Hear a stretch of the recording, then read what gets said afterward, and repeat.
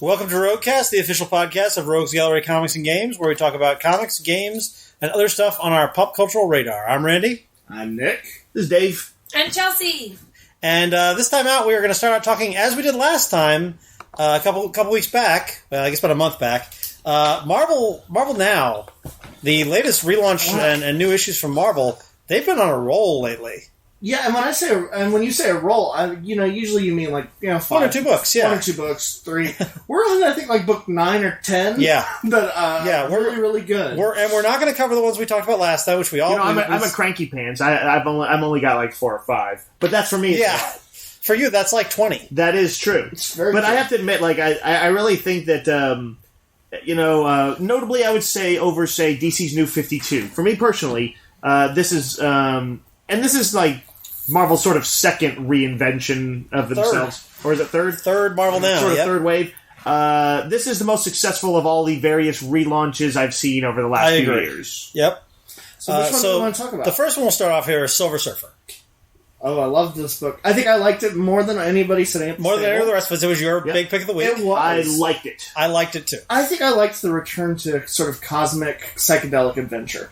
Yeah. And mainly because of the art. It's Mike Allred, who you know from FF and various other Ecstatic. things. So yeah, it's got a trippy 60s vibe to it. Yep. But I was more kind of in tune with the Dan Slott's story as well. I mean, he's been writing Superior Spider-Man and Spider-Man for, I guess, like 5 years at this point. Yep. So, but this was sort of a nice change of pace for him. And it was just this fun tale of Silver Surfer being entangled in this cosmic thing, but also being entangled with this human being that doesn't even know he exists. The new girl. That's it was interesting. I actually liked the preview issue, which was sort of like a little 10-page story or something like that, and then the Marvel .1 special. Yeah. I actually liked that one a little bit better, and in that, they had just jumped ahead, and it was clear that she was traveling with him. Yeah, they were in that status quo, and the status quo is Doctor Who. Yeah, and I was going to get to that. It feels very Doctor Who. Right, which is to say, sort of you've got your very powerful central character and a much more human female, in particular, companion to bounce off of, and to give him a reason to go. I mean, Silver Surfer can go anywhere in the universe, but he doesn't really have the drive to do it. So you bring in this girl who wants to go on an adventure, and it gives him the reason to do things. Right. Yeah. And that story, the exact hows and whys of it, will clearly be unfolding in subsequent issues, but they set it up in that first one. It was a good first issue. Chelsea, have you read? Cute girls make you do anything, right? It's true. There is some truth to that. Chelsea, I don't know if have you read any of these Marvel stuff? I don't know what you're keeping up of these days. I haven't read Silver Surfer. Okay. I did look through. I read part of the Ghost Rider issue. Yeah, which I know we'll get to. Yeah, but, we're doing a Ghost Rider next. So, I was unsure of the premise when me and Dave first talked about. Ghost Rider or Silver Surfer? The Ghost Rider. Oh. I hadn't read Silver Surfer, but I was unsure of like the whole way that it was going to kind of go. But I liked what I read. I didn't get to read the whole issue. I got busy and set it down. But from what I read in the opening, it was good. Yeah, I like the premise. The premise, for those who don't know, it's a new Ghost Rider. It's a Hispanic kid in Los Angeles, and if nothing else, it should be approachable by folks like Chelsea who haven't read about the character, or just anybody looking for a change too. But it's a really the first issue. My only complaint with it is that you don't see Ghost Rider till the very, very end. Right. It is all about setting up the character. It's he's a good kid. He's a street racer. He's got a younger brother who he looks out for. And the Ghost Rider thing comes in at the end. Does his younger brother have, like, autism or something? Something like that, yeah. Yeah. But it feels very much sort of a Ghost Rider meets Fast and the Furious type feel. And I think what's most interesting about it is it has a very unique voice. Yeah. A very real voice. Yeah, it's the writer is Felipe Smith, who did a... I don't know if I'd say very real. I mean, it feels more of like that heightened reality, like, in a weird way, like Fast and Furious. It's a more sort of... urban, I guess, for the kid involved is kind of like growing up in tougher circumstances. Yeah, he's in gang territory in LA. I like that it felt like an updated idea of like a classic Marvel character, though. The same way all Marvel characters seem to have a hard luck first half of their story before they get their power. Well, it also I was just saying it was a very natural voice, not like a... I see what you're saying, yeah. It also had really great art by Trad Moore, who did Strange Tom Luther Strode for Image. Yep. It's got that crazy...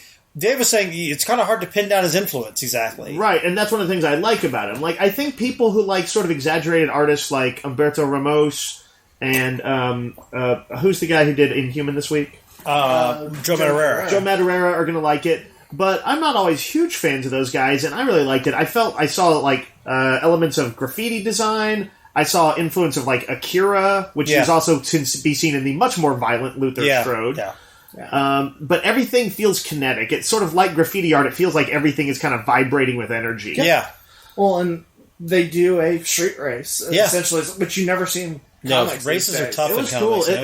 Fast and Furious is definitely a point of comparison. It's got some of that kinetic quality of that. Yeah. Next on the list, this is one that I didn't think we were expecting to like, and that's Avengers Undercover. Well, that's because its predecessor was Avengers Arena.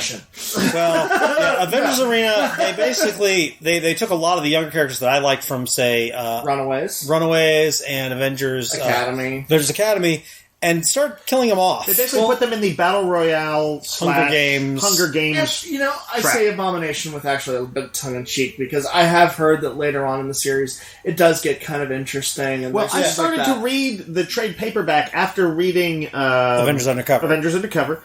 And I was notably enjoying it more than I expected, based on knowing somewhat how it was going to come out. Yeah. Because I remember reading that first issue and being very put off. Yeah, me too. Well, the first issue ended with the death of one of those character I liked, superheroes, and you're just like, this is just going to be gratuitous. But in complete contrast, the first issue of Avengers Undercover, I actually had a lot of fun with. I just think there was some very interesting takes on the different characters. It was still dark. It's dark, yeah. But I felt their stories were all sort of compelling. I mean, Death Locket, I kind of felt bad for her being stuck in this sort of lab. Can I just quick say, I mean, basic premise-wise, is that these kids have all been forced to fight on this island because of the old X-Men villain Arcade, which that did feel like a somewhat reasonable extension of his evilness and his traps. And now that's all said and done. Some of them have died, some of them have lived, but the main thing is that the video of it was like uploaded to YouTube, basically. And so everybody in the world has seen what happened to them. All their heartaches and their last-minute sacrifices have been on display. Yeah. And a few of them have been able to roll with it, but most of them are in some sort of state of like PTSD. Yeah. And the book seemed very empathetic to them. It was on their side. Even the kind of obnoxious ones like Chase from Runaways, who was kind of riding the fame of it all. Yeah. He still felt like, I would say, something like a real person. Yeah, and the basics, I could believe it. The basics of this one is that they're going to go undercover in the Masters of Evil, and the question is whether or not are they really undercover? Have they just turned villainous? And it's interesting. It's a good first issue. It involves Zemo, and I'm always, for some reason, I've always loved Zemo. It's your love of Nazis. That's true. The next one is one that we've been fans of. We've talked about it on the podcast before, and that's the relaunch of Daredevil. Right. With same creative team, Mark Waid and Chris Samney. Yep. The big thing is that Daredevil's moved out to San Francisco. He's got a fully public identity now. Yes. He is not trying to pretend he's not Daredevil. They went ahead and embraced the public identity. And he is working in San Francisco. Yep. Here's the thing. He was disbarred in New York. And what is he? I can't remember. What is his? I mean, is he a defense attorney, prosecuting attorney? He is a defense attorney, I believe. Okay. Because he had previously worked in San Francisco. Yeah. He still had by the way, when did that story happen? Was that 80s, 70s? 80s. Okay, but I like that it was even. You don't have to know anything about the history of it, other than that. Yeah, once he's been to San Francisco, but he's basically working with his would-be love interest. Yeah. What was she? The DA? Former assistant DA in New York. Yeah. And sort of going around San Francisco. And there's some mystery. Doing very Daredevil-y type things. There's some mystery still remaining in the air as to the final fate of his best friend, Foggy Nelson, who had been dealing with serious cancer treatments in the previous last year or so. But this main first issue just focuses on sort of a child kidnapping. Right. Yeah. And some, it's a little bit, there's some, I don't want to say edgy stuff, but it's a little bit harrowing. Yeah. I guess I would say the danger she's in is harrowing. But Wade does what he'd been doing throughout the entire series, which is to make Daredevil a very formidable guy. He really thinks fast on his feet. Yeah. The whole series has always made Daredevil one of the coolest heroes in the Marvel Universe right now, just as far as like exerting his powers and abilities. Yeah. I feel like damn, Daredevil's kicking ass. Yeah. And also, you don't have to have read any other Daredevil to read this. Right. No, you don't have to have been reading the previous, you can jump right in. It is very much an extension of them as far as, tone-wise. Yeah. But there's no storyline you have to know. Yeah, no, agreed. I think you can jump right in. So, good start. The last one on this list is Miss Marvel. I don't know if anybody else read all this besides me. No. This is all Take it away, Randy. We continue to be out of it at the store. Yeah, that's the thing. I guess this... Well, I know it was selling somewhat on a novelty value at first because the young girl heroine is a Muslim. Yep. Muslim American? Teenage Muslim American, yeah. And that had got some buzz in the news, and so we sold a lot based on that. And but now the good news is that people seem to be really enjoying it. Yeah, well... I had written this book off because I've not previously liked the writer, G. Willow Wilson. I haven't really liked her writing so much. And you read the .1 issue. And I read the .1 issue, which had which had basically, they had to introduce the character and tell a story with her in 8 pages. Yeah. And that just does not... And so in my head, I had read first issue, didn't like it. And then when the first issue came back with the second printing, we're out of that, now we're waiting the third printing. But I read it and picked up 1 and 2 and read them. And it was really good. Because he had more time to develop the character. So... The writer was, at some point, she was a teenage Muslim American, so she's writing from a point of view of knowledge. I guess I didn't know that. Yeah.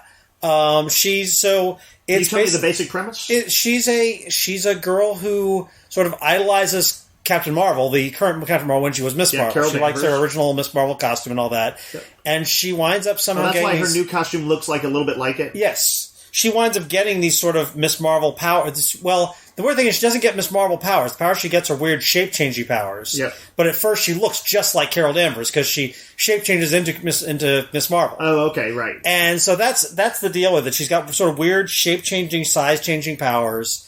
And it's a teen thing. It reminds me in the same way of the old Milestone book Static. Yep. Or more people have probably seen the cartoon Static, which was itself a riff on sort of the Stan Lee Ditko Spider-Man. Yeah, a teenage sort of the teenage hero. Yeah. But it's a female driven, which is unusual, and it's Muslim American, which we've never seen before.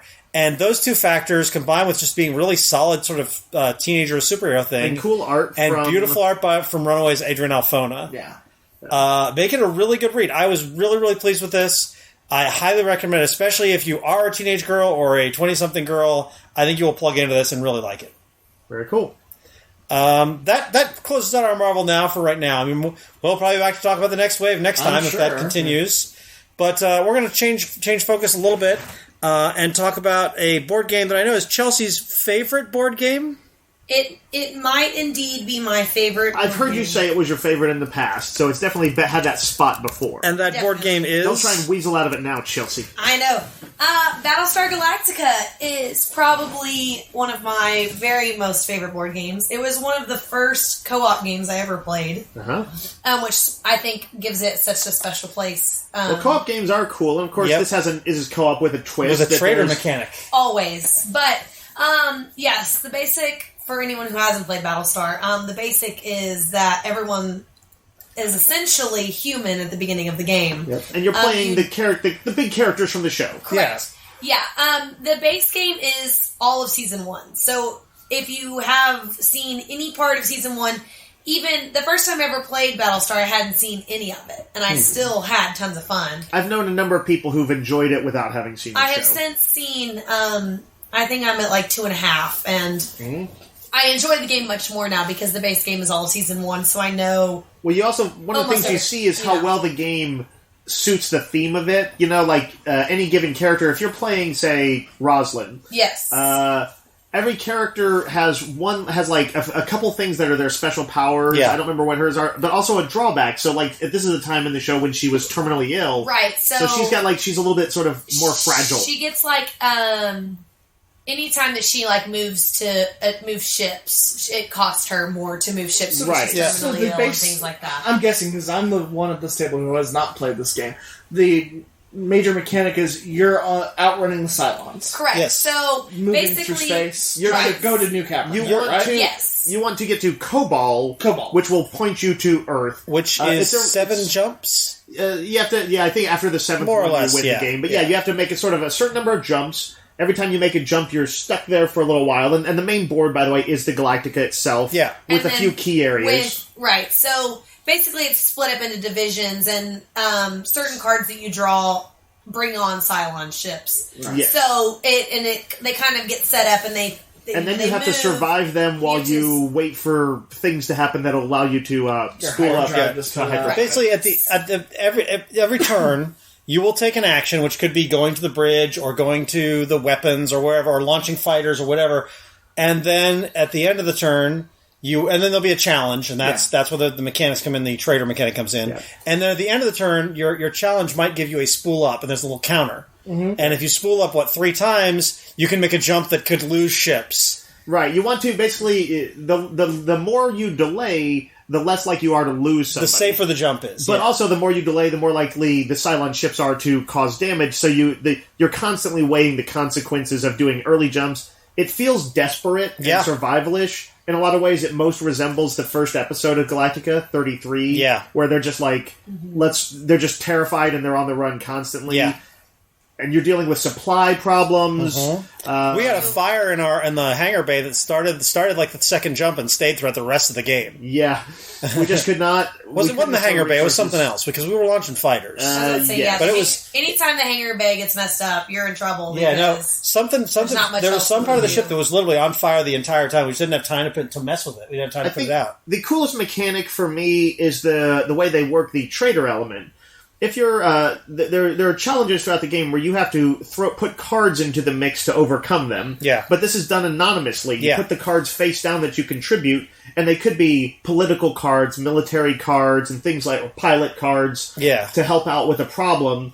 And then you draw a few cards from sort of a deck that has some random cards in it, and you mix them all up, and you see if you have enough of the ones you need to win. Right. And the Cylon, of course, is going to be sabotaging that. The challenges there's 4 types of cards, like Dave says, pilot, social, whatever. And then the challenge will use 2 of those types. Actually, sometimes multiples. Sometimes one, sometimes multiples. But at any rate, if it's that type of card, it helps you. But if it's not that type of card, those points count against it. Yep. So if you're trying to sabotage your Cylon, you just slip the wrong kind of card in there, and if you're careful about it, because of the random element, they won't catch you at it. Right. You can be more overt or more stealthy, and eventually, if you get outed, you still have lots of nasty things you can do. You presumably kill yourself or something, and you go to the Cylon resurrection ship, where you can still wreak havoc in a more overt way. Yeah. I think the interesting part is that, essentially, when you're playing, everyone gets drawn, their cards, and it's a secret. Yeah. You have the option to just straight up be like, "Hey, I'm a Cylon," which typically people have the notion to kind of wait it out and do some treachery and some sabotaging things. You can do more damage overall if you slowly hinder the group without them knowing it than if you just immediately reveal yourself. Right. Well, because the whole point is to bring about, at the beginning, it's all camaraderie. Hey, we're going to beat the Cylons, and then someone starts slipping in some bad cards, and it's like, oh no, Dave, you're the Cylon. Yeah, this is what's beautiful about the game is when people is watching people turn on each other. Oh yeah, there's paranoia, but isn't there also an element of a secret Cylon? Like they don't even know that they're a Cylon. Halfway through the game, there's a second. I don't know if we quite made this clear, but at the beginning, everybody draws a loyalty card, and it just outright tells you whether you're a Cylon or not. But you keep it secret. Most likely, you're not early on. Right. There's like only going to be like one person generally. And then in the second half of the game, everybody draws again. And if the same person happens to draw it twice, well, they're just still a Cylon. It doesn't really change anything. But if somebody else gets it, then in fact now there are 2 Cylons in there. And the idea is that they were like a sleeper agent, like Boomer was, where she didn't know she was a Cylon. Yeah, there's the thing I really liked about this is the mechanics play in such a way that it really does tell a story. Like, you get the sense of, like, in the game we played, I was playing Admiral Ty, and I became the president very quickly. Like, there was a military coup when I took over. Yep. And we're like, we could see that happening, but we just didn't happen to have Adama in play in ours. Yeah. So we're like, okay, maybe he's been sidelined with an injury or something like that. Ty takes over, and of course, he goes crazy. And immediately, terrible things started happening. There were mutinies, and we had to put down riots. And none of this was planned. It just sort of, the story all fell together because of the way the cards came out. I love Callie's once per game. That's probably my favorite. I haven't seen that one because... Wait, no, she does come with the base set. What's her once per game power? She does, indeed. Her once per game is that she used to shoot somebody in the head. That's oh my god. Yes. It's the best. Because the one and only time that I've ever been a Cylon, I normally, when I play them, I'm human and, it's whatever. When I first started playing, people always thought I was a Cylon because I didn't know how to do anything. And right. I've experienced this before. I was very suspicious of my brother the first time I played it.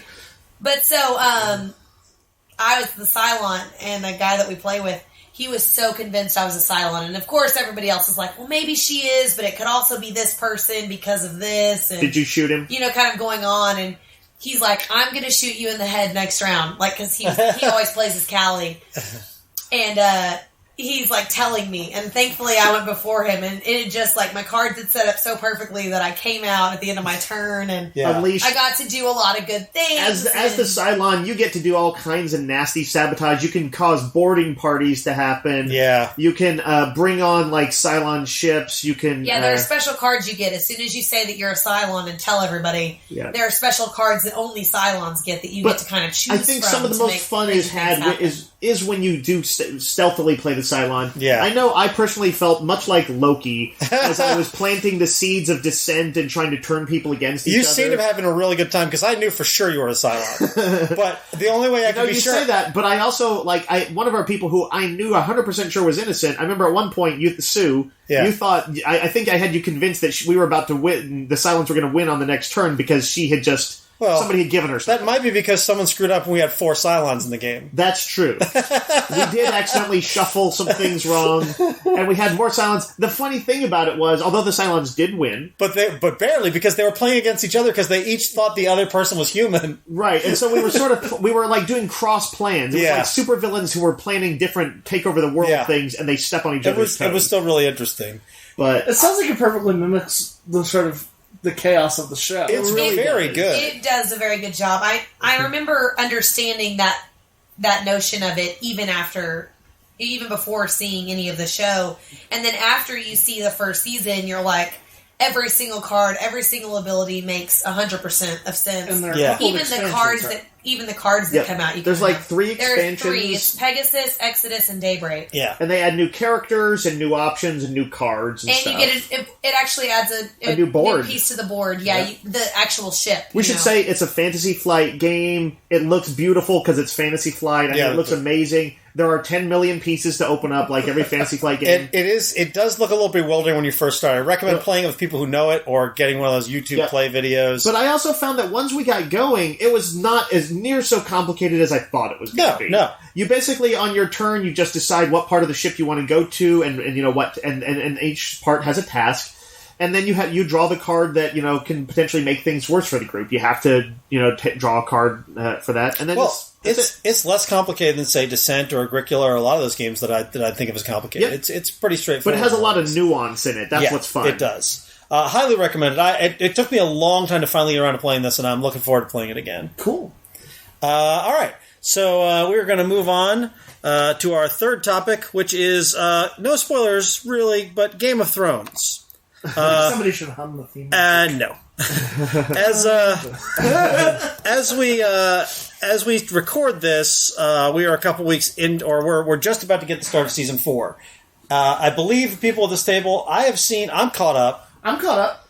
I have seen only season 1, and I've seen a few episodes of season 1. So you don't have to worry. We're not going to step on any toes. We're not going to spoil a lot here. We're just going to talk in general about the show. You know, we don't need to recommend Game of Thrones. Everybody's apparently already watching it. Yeah. And those who aren't should be. HBO, I mean, Game of Thrones is... Fantasy has never been easy to do. Like, you go back to, like, Xena and that kind of thing, but that was done sort of tongue-in-cheek. Right.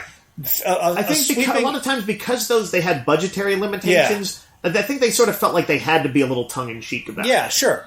But a sweeping epic fantasy, especially the one that, you know, when knowing the books, there's some really hardcore, you know, it's not a fantasy world. It's a medieval world that happens to have magic. Yeah. Right. I mean, and even that is low key. There are times when it feels like it could just be like the 100 Years' War, you know, where it's like real warring knights and things like that with political machinations and stuff like this. But, you know, I think the first time somebody was telling me about this series and they just said it was it was sort of all about this political stuff and rival infighting amongst courts and stuff. I was like, this sounds boring. Yes. Yeah. It's not. No. There's sex and violence and swearing and awesome characters. Great characters. At every friggin' turn. And more sex. Yeah, and sex violence. Even from the first episode, you kind of get that notion that it's not your typical, like, even medieval show. You know, there's so many things that go on even in that first episode that you're like, whoa, they're going to go this route? Like, what is going on here? Well, what is... The things that set sort of apart from a lot of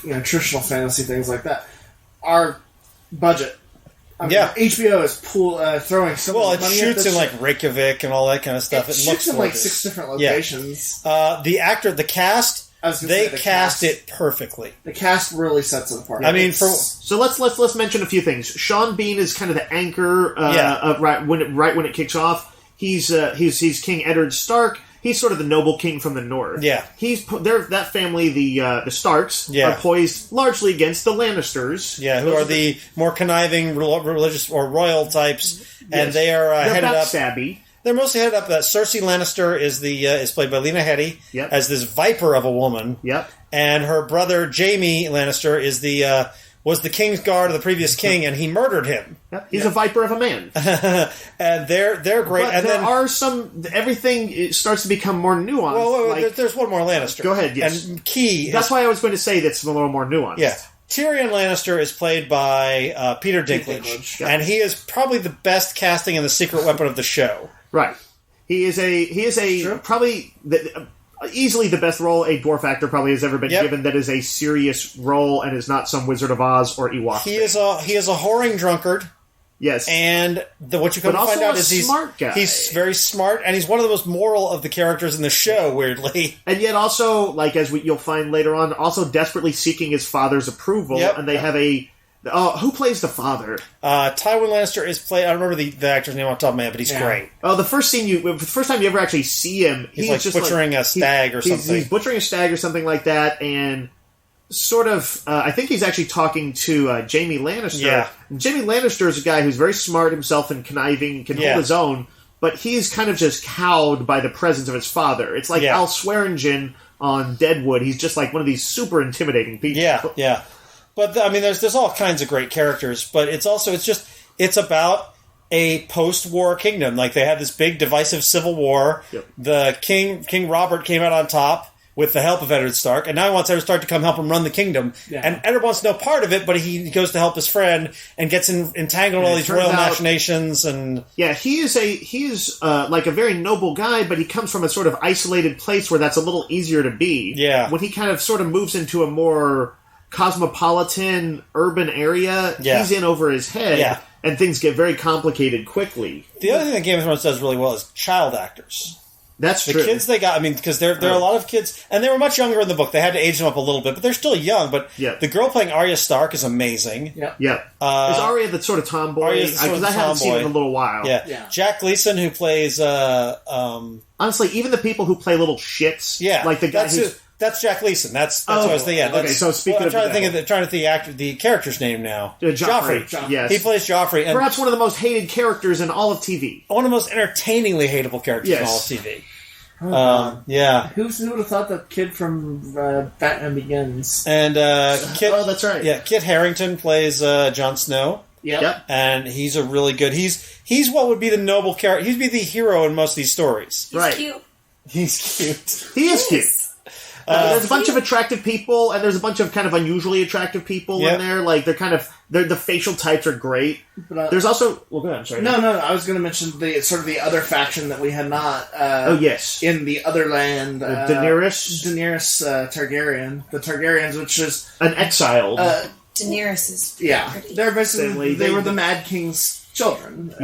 And they believe that they are still on the throne. Yeah, they're going to cross the sea with an army, and they're going to take back over. They're trying to make an alliance with basically these like Hun type barbarian. warriors. They're horse lord barbarians. The Mongols. I don't know who the actress who plays Daenerys is, but when I was reading the books, I know a lot of people fell in love with Daenerys. I was always kind of lukewarm on the character, just because she was okay. Yeah, but the actress who's portraying her kind of brings something. She brings something to the table. Emilia Clarke, yeah, she's amazing. Yeah, she does. She definitely brings her to life. And I was going to say, as the story unfolds, there are a few supernatural elements. There are these. Well, we know they live in a land where winter, sometimes when it comes, lasts for, decades? And there are undead. From the very, very beginning, you see undead north of this big, giant ice wall. They call them White Walkers. Yeah, they're sort of somewhat in the minds of the people, they're kind of forgotten. They maybe haven't been seen for several generations. they're kind of a joke, and to some people, sort of like the Reavers are in Firefly. Not everyone. By the way, in them. They're the White Walkers. And in Walking Dead, they call them the Walkers, which I believe makes Game of Thrones a prequel to Walking Dead. And maybe Walking Dead is a prequel to Serenity, where the Reavers are the returned Walkers. Why the walkers got to be white, though? I feel it's kind of racist. See, that's the thing. In modern day, they're integrated walkers. Oh, okay. So that's a prop. That makes sense as the evolution. Yeah. Walking Dead is actually about the civil rights for zombies.